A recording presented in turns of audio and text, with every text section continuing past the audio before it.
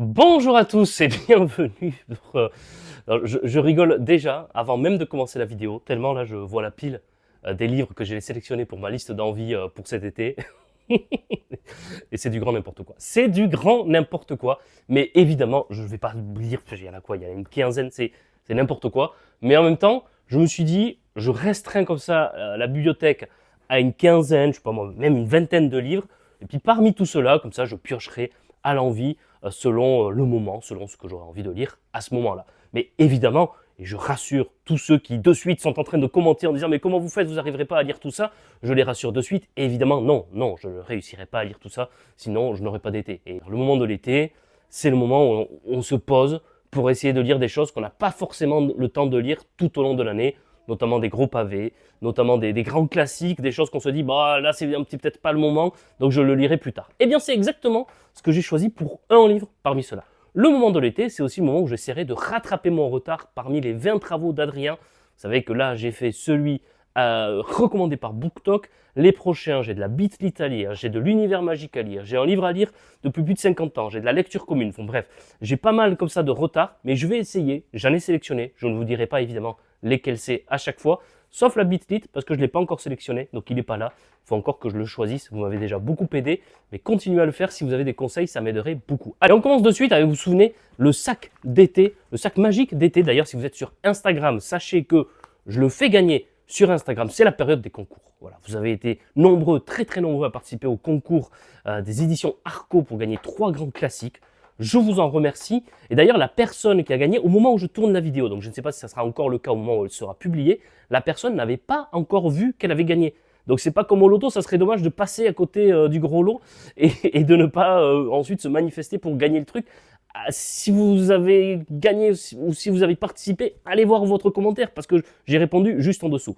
Bref, donc sur Instagram et sur Twitter, je fais gagner également ce grand sac de l'été que les éditions Folio m'ont envoyé en double et ils ont accepté que je le fasse gagner à un ou une d'entre vous. Mais là, cette fois-ci, je le fais sur Instagram et sur Twitter pour que tout le monde également profite de cette belle générosité de la période d'été. Donc, je vais essayer de lire ce livre, Joe Nesbo, Éclipse totale. Voilà, dont je vous ai déjà parlé dans ma vidéo où je vous présentais ce sac surprise. Je vais essayer également de lire. Alors, encore une fois, c'est des listes d'envie, donc on verra bien l'affaire Rachel de Caroline O'Donoghue, et également de Anne-Laure Bondou, Nous traverserons des orages. Alors, c'est des livres en plus assez épais, donc ça, c'est pas forcément pour me faciliter la tâche, mais bon, on va essayer. Alors, Tolkien, comme je l'avais dit, je l'avais lu l'été dernier, donc je ne vais pas le relire cet été, mais je recommande également. Et après, j'en ai plein ici. Donc, c'est parti. Allez. Alice au Pays des Merveilles, que je n'ai jamais lu, de Lewis Carroll, ainsi que De l'autre côté du miroir, mais je pense que je vais m'arrêter à Alice au Pays des Merveilles. On connaît tous le dessin animé. Je trouve la couverture très belle. On verra. Alors, de ce que j'en ai dit sur Twitter, sur Instagram, je les ai publiés pour voir exactement ce que les gens en pensaient. J'ai reçu des avis très partagés. Donc, je suis très curieux de me faire mon propre avis. Je pense que celui-ci, je le lirai en priorité. Alors, Tcherov, je viens de dire, Tcherov, La Mouette et d'autres pièces. J'ai envie de lire d'autres pièces de Tcherov cette année. J'avais lu La Mouette l'année dernière avec mon épouse. Et cette année, bah, écoutez, je vais essayer d'en découvrir d'autres, notamment Les Trois Sœurs ou La Cerisée, je crois que ça s'appelle. Voilà, ces deux-là m'intéressent en priorité. Mais évidemment, je ne lirai pas toutes les pièces de Tcherov, mais une ou deux peut-être. La Mouette, j'avais adoré. Celui-ci est court. Donc pourquoi pas, on verra. Je l'ai sélectionné en tout cas. Georges Perec W ou Le souvenir d'enfance. Ça fait longtemps que je l'ai. Je l'avais acheté à un moment où j'étais tombé sur une liste comme ça de livres sur le sport.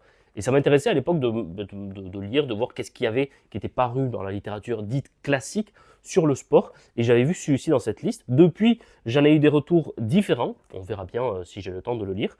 Mais ça aurait peut-être dû être l'année dernière, au moment des Jeux Olympiques, que j'aurais dû le lire. Bon ben voilà, je fais toujours les choses avec un petit train de retard. En parlant de train de retard, je n'ai toujours pas lu Julien Gracq et je n'ai toujours pas lu son livre peut-être le plus célèbre, Le Rivage des Sirtes. Et donc, ça sera peut-être pour cette année. Voilà, je sais pas. En tout cas, je l'ai sélectionné et je l'ai mis parmi les livres que j'aimerais lire cet été. En tout cas, parmi ma liste d'envie très élargie. Encore une fois, je le répète pour rassurer ceux qui paraissent à chaque fois extrêmement inquiets dans les commentaires à me dire c'est affolant, mais comment vous faites je ne fais pas, parce que je ne vais pas tout lire. Donc je ne fais pas. Calmez-vous. Non mais je me fais rire tout seul. Pas pour mes blagues, mais je me fais rire tout seul quand je vois, c'est n'importe quoi. Alors celui-là, j'aimerais beaucoup le lire, et ça fait partie de mes priorités, avec deux autres, vous allez voir lesquels. Victor Hugo, William Shakespeare. C'est un cadeau offert par mon épouse très récemment. Donc il est très gros, hein, mais j'ai vraiment très envie de le lire. Victor Hugo qui parle de Shakespeare, mais pas seulement de Shakespeare, de sa culture de manière générale, du théâtre, de tout, de la culture classique.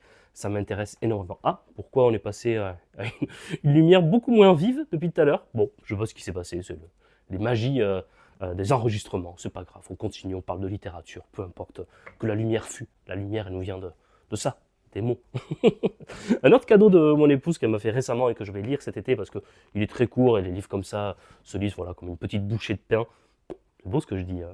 La fête de l'insignifiance, n'importe quoi, par Milan Kundera. Je ne sais pas si vous l'avez lu, n'hésitez pas à me dire à chaque fois au fur et à mesure lesquels parmi ceux que je présente là vous paraissent les plus attrayants ou au contraire les plus reboutants.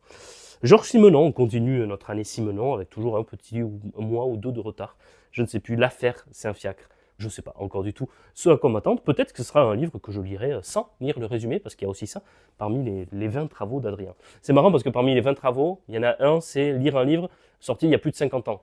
Vous sentez que ce genre de 20 travaux, ce genre de défi, c'est fait pour les gens qui lisent plutôt de la littérature contemporaine. Bon, ça va. Pour les livres qui sont sortis il y a plus de 50 ans, j'ai le choix. Alors, Stefan Zweig, Magellan. J'adore les biographies de Stefan Zweig. Celle de Magellan m'a souvent été recommandée. Ça sera peut-être pour cet été, en tout cas, parmi celles que j'ai envie de lire. Un livre très court de Herman Melville, l'auteur de Moby Dick, qui s'appelle Bartleby le Scribe. Alors je le cherchais avec une autre couverture, un tableau très connu avec des bibliothèques, parce que je crois que ça parle autour de la passion pour la littérature, mais je me trompe peut-être. Bon, celui-ci conviendra. Porte le flacon pourvu qu'il y ait l'ivresse, comme dit l'adage, donc on verra bien ce que nous contient ce livre. Un peu de poésie. Chaque année, j'aime lire l'été du théâtre, de la poésie, du classique, des voyages, et de la poésie avec Marguerite Yourcenar, Feu de Marguerite Yourcenar. Là, j'ai choisi celui-ci, mais ce sera plutôt le théâtre. Mais si je lis pas le théâtre de Tchekhov, je vais peut-être découvrir une ou deux de ses nouvelles. Mais là, c'est pareil, hein, je ne les lirai pas en intégralité. J'ai fini Stephen King récemment, donc normalement, pendant l'été, je vais essayer de lire Salem. Il est là, il va apparaître là, avec le montage. Balzac, on continue la comédie humaine. Cet été, je vais essayer d'en lire au moins un. Il est extrêmement court, c'est La Fausse Maîtresse. Et vous voyez, j'ai même mon marque-page, je l'ai commencé. Donc celui-ci, a priori, c'est bien sûr, et c'est quasiment certain que je le finirai dans l'été. Un été sans Guillou, c'est pas un été heureux, moi j'ai envie de dire. Donc un peu de Louis Guillou, dossier confidentiel. Et je crois que ça se passe également pendant la guerre de 14-18. Contexte de son grand chef-d'œuvre, Le Sang Noir, donc du Louis Guillou. Vous voyez, mais pour l'instant, cet été va être génial, hein. Si je lis tout ce qui est annoncé là, l'été s'annonce formidable. Et c'est pas fini. Vous allez voir, de la Bretagne, parce que Louis Guillou, la Bretagne, mais pas seulement. Julia Kerninon, Liv Maria, qui est apparemment un livre formidable également sur la littérature, mais également sur la Bretagne. Donc tout ça mêlé, ça a été un carton lorsque c'est sorti apparemment. Donc j'ai envie d'essayer, c'est les éditions Folio qui me l'ont très gentiment envoyé pour que je le découvre. Je vais également lire pendant cet été, enfin je vais également lire, vous avez compris l'état d'esprit, hein, je ne veux pas revenir dessus. Ça va être un peu le fil rouge de cet été, l'Iliade, voilà, l'Iliade et l'Odyssée que tout le monde connaît, la colère d'Achille. Ben, Achille, calme-toi un petit peu. Je vais te lire pendant cet été donc l'Iliade de Homère, nouvelle traduction de Philippe Brunet aux éditions Pouin. On m'a dit que c'était le meilleur helléniste actuellement en France. Voilà, on me l'a vendu comme ça. J'espère que c'est vrai. Moi, j'avais traduction chez les Belles Lettres, mais là, ceux qui m'ont conseillé ce livre m'ont dit non, c'est absolument celui-ci qu'il faut lire en vers, très bien traduit par le spécialiste de l'Iliade, et il vient de sortir également dans la même édition l'Odyssée en poche, donc je vais d'abord commencer par l'Iliade, on verra. Je pense que déjà cet été, si je lis l'Iliade, c'est pas mal, mais en fil rouge. Je vais pas les lire comme ça là en une semaine, ça sera un peu tout au long de l'été. Les gens sont souvent surpris que en fait l'Iliade, ils croient que c'est toute la guerre de Troie, alors que pas du tout. C'est juste le moment de la colère d'Achille. Voilà, pour ceux qui ont vu le film 3 avec Brad Pitt, très bon film. C'est le moment où Brad Pitt il s'énerve et puis après il fait ce qui se passe avec Hector. Voilà, c'est tout. Et après il se calme, Achille. C'est juste ça, l'Iliade. Vous voyez, mais il faut quand même 700 pages pour ça. Quand il se met en colère, il ne fait pas exprès. Et l'autre livre que j'ai envie de lire cet été, alors lui, celui-ci, pour le coup, je vais le lire. On me l'a envoyé. C'est la maison d'édition de Noël qui me l'a envoyé. Vous allez vite comprendre pourquoi on me l'a envoyé à moi. Parce que c'est une fiction qui s'appelle L'Ami Louis. Alors là, vous allez dire, oui, l'ami Louis, Louis Guillou. Vous êtes obsédé par Louis Guillou, c'est pas possible. Enfin, si, ça concerne bien Louis Guillou. Donc, c'est une fiction écrite par Sylvie Le Bihan aux éditions de Noël. Ça sort le 20 août. Mais on me l'a envoyé bien en avance pour que je le découvre et que j'en dise ce que j'en pense. En tant que fan numéro 1 sur les réseaux sociaux de Louis Guillou, c'est une fiction sur Louis Guillou. C'est-à-dire qu'il y a une femme, elle est chargée, engagée par Bernard Pivot pour préparer une émission sur Albert Camus en 1976. Et en faisant des recherches, elle tombe sur un nom qu'elle ne connaissait pas forcément, Louis Guillou, fameux auteur du Sang Noir, et qui gravite autour de Camus et des grands auteurs de l'époque. Elle se dit, mais qui est-ce que c'est? Voilà. Le début donne envie, j'en suis sûr. Maintenant, par la suite, ça va être une sorte d'enquête, de découverte de qui était Louis Guillou. Et après, j'en sais pas plus. Ça donne bien envie. Et je vais aller lire ça avec grand plaisir cet été. Et je vous dirai, avant sa sortie, donc le 20 août, ce que j'en aurais pensé. Et si, en tant que fan numéro 1, voilà, je m'attribue moi-même ce titre, en tant que fan numéro 1 de Louis Guillou, si oui ou non, je vous le conseille pour découvrir, comme ça, une sorte de découverte romanesque de Louis Guillou. Voilà. Il y a eu des biographies, il y a eu des livres sur Louis Guillou, mais par le prisme de la fiction, je trouve ça toujours plus intéressant. De la science-fiction que j'ai envie de lire depuis des années. Cette année, je me suis dit, allez, ça y est, ça va être pour cet été, je m'y mets. Liu Cixin, Le problème à trois corps, c'est une trilogie, ça ne m'arrête pas.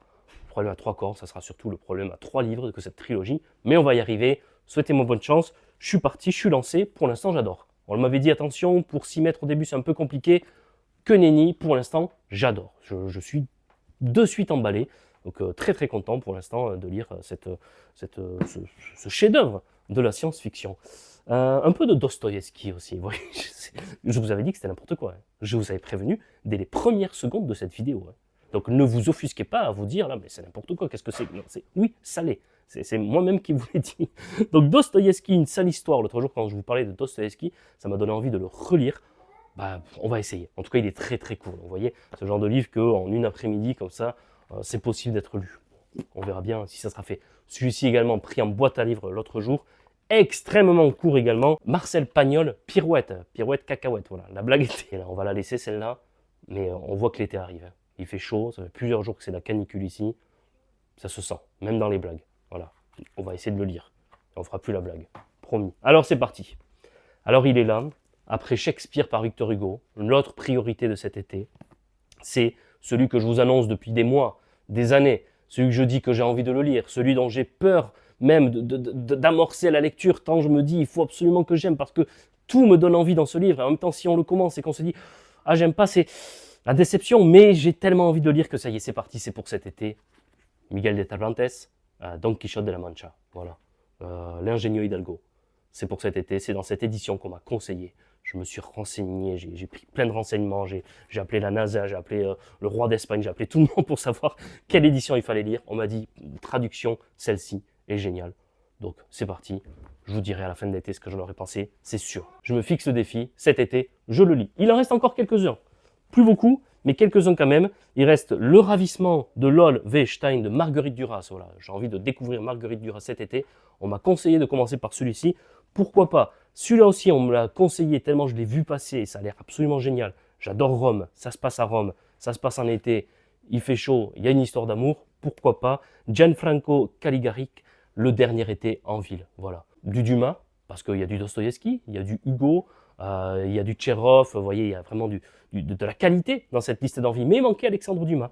Et j'avais envie, avec l'été, les voyages, les aventures, de me relancer dans cette lecture, parce que c'était il y a très longtemps, je vous en parlais récemment dans une dernière vidéo, Le Capitaine Pamphile d'Alexandre Dumas. Voilà, et je vous redirai, je vous ferai une vidéo spéciale sur ce livre pour vous dire ce que j'en ai pensé. Et enfin, j'en termine par l'éthique de Spinoza, un peu de philosophie, vous voyez, très divers, hein, très éclectique, de la poésie, du théâtre, du classique, du contemporain, de la philosophie avec Spinoza, l'éthique, et sur le Discord, si vous n'êtes toujours pas sur le Discord, venez, on lance une grande lecture commune de ce livre. Voilà. Et il n'y a pas que de ce livre. Il y a des lectures communes sur des grands classiques, sur des ouvrages contemporains, il y a des débats tous les jours. Le Discord est absolument génial. Vous êtes à présent plus de 700, 800, je ne sais plus. Et en plus, ça y est, maintenant, j'ai nommé des modérateurs. Parce que j'y allais tellement pas assez souvent qu'il fallait quand même quelques modérateurs pour animer les choses. J'ai nommé des gens de qualité. Je sais que je peux leur faire confiance. Donc le Discord est encore plus vivant et encore plus fiable qu'il y a quelques semaines. Donc venez sur Discord, vous allez voir, c'est génial. Et on m'a dit hein, que cette communauté, c'est-à-dire vous, vous êtes des gens d'une grande, grande qualité, parce que depuis 1 an à peu près que le Discord existe, plus de 800 personnes, des débats tous les jours, il y a eu seulement une fois ou deux, il y a eu un peu de débordement, où il a fallu un peu recadrer les choses. Ce qui est ridicule. Si les gens connaissent un peu Discord, c'est ridicule une fois ou deux seulement avec plus de 800 personnes sur 1 an. C'est extrêmement peu. Donc merci, merci à tous vraiment d'avoir cette bienveillance, d'être des gens de qualité, de savoir parler de littérature en se respectant les uns les autres. C'est tout ce que j'essaye de prôner avec mon épouse ici, partout ailleurs, en parlant de littérature. On y parvient. Vous en êtes le reflet. Merci beaucoup. On va passer un bel été. On va lire. On va se retrouver à la fin de l'été. Et je vais arriver évidemment bronzé avec la serviette de plage en vous disant bon, en fait sur les fins, j'en ai lu que 5, mais je me suis bien amusé cet été. Bon, on va essayer d'en lire un peu plus, mais la priorité c'est de passer un bel été, comme dirait Cesare Pavese. Allez, prenez soin de vous, lisez des livres et à très très bientôt sur cette chaîne des Mémoires d'Adrien. Au revoir.